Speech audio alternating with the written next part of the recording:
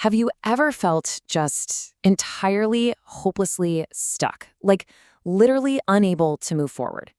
Well, today, in this explainer, we're taking a truly cinematic journey through an ancient text that speaks directly to our modern chaos. We're diving into Psalm 40.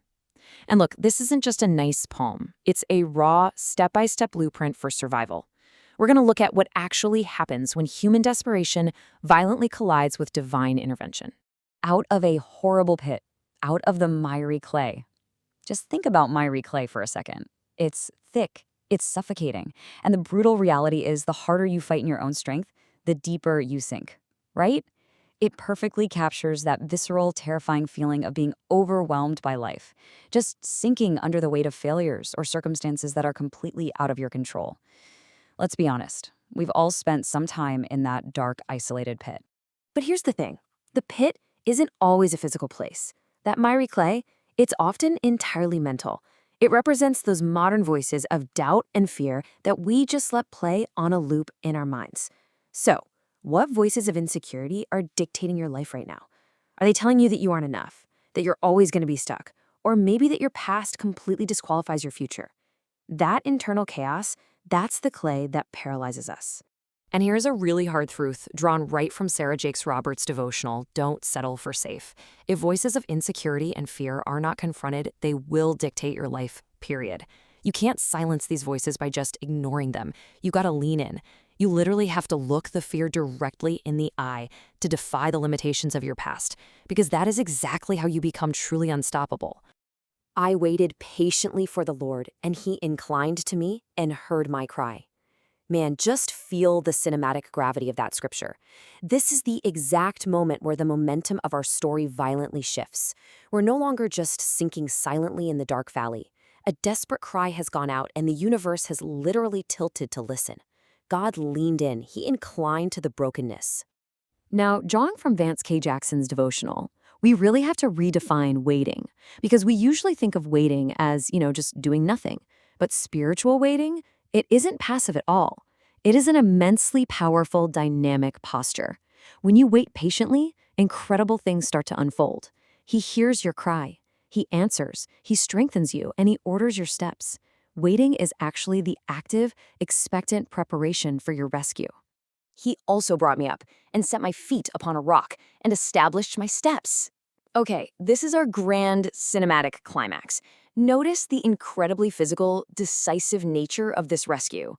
You aren't just pulled out of the mud to stand precariously on some slippery edge somewhere. No, you are lifted up and deliberately planted onto solid, unyielding rock. Your steps aren't just suggested here, they are established. This brilliantly illustrates the stark contrast between our two realities. On one side, you have the miry clay, human frailty. It's chaos, it's madness, it's deep insecurity, where the pillars of our lives feel like they are just crumbling down. But then, on the exact opposite side, you have the rock. Divine intervention, ordered steps, profound peace, real strength, and unshakable trust. It is the definitive, violent shift from sinking to standing. And this brings us to a really powerful realization pulled from the Hillsong United devotional. There's this sweet, undeniable power in trusting God when the whole world says you shouldn't, when everything around you is just pure chaos. Because here is the absolute truth. He is good for it. People will fail you, systems will break, worldly pillars are going to crumble, but he is and always will be the surest thing in the universe. You see, this rescue isn't random. It is a precise, deliberate blueprint of deliverance. Step 1, you wait patiently, actively trusting in the dark. Step 2, he hears that desperate cry.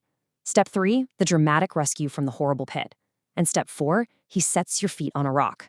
Step by step, you are systematically moved from suffocating panic straight into total peace. He has put a new song in my mouth, praise to our God. Look, when you're in the pit, there is this heavy, suffocating silence. Or even worse, the echoing, deafening noise of your own panic and insecurity.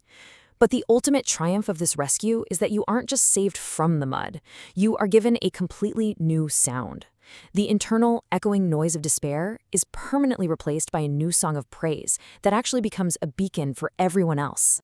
So, how do we actually apply this to our lives right now? Well, based on the 3 prayers for renewal devotional, here's a highly relatable, deeply practical way you can pray for this exact renewal today. Keep it raw, keep it simple. Lord, heal my heart, restore my life, give me a new song. You can use these promises to renew your strength right now, literally right where you're sitting. Let's turn these lessons into a personal declaration. Go ahead and say it to yourself right now. I will not settle for safe. We are stepping out of the comfortable misery of the pit. We're boldly embracing the uncomfortable so we can become unstoppable. Absolutely do not let the fear of the unknown keep you wallowing in the miry clay when a rock is actively waiting for you. Now follow it up with this declaration. My steps are established. Just feel that solid, unshakable rock beneath your feet right now. Your path isn't a series of random, chaotic accidents anymore. No way.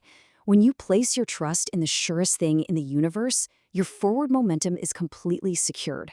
Your foundation is absolutely unbreakable.